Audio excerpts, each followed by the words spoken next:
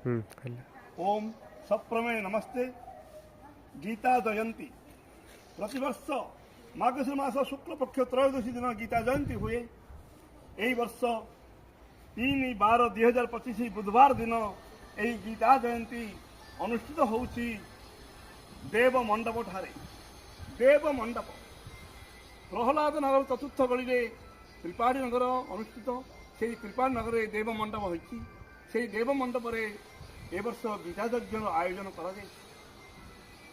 गीता यज्ञ रे गीतार श्लोक को 700 श्लोक को 700 आहुति दिया दिबो।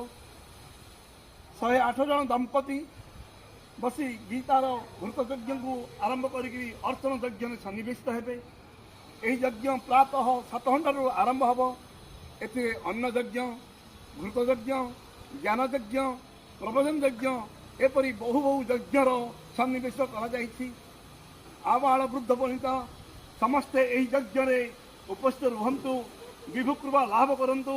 प्रातः 7टारू यही यज्ञ आरंभ होउछि।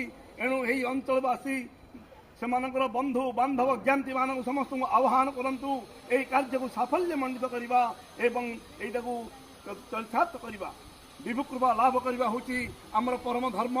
एणु यही धर्म पाई आमे गीता जयंती को साफल्य करवा एवं 3 तारीख बुधवार दिन यही देव मंडप रे प्रातः 7 उपस्थित रही यही विभु कृपा लाभ करवा।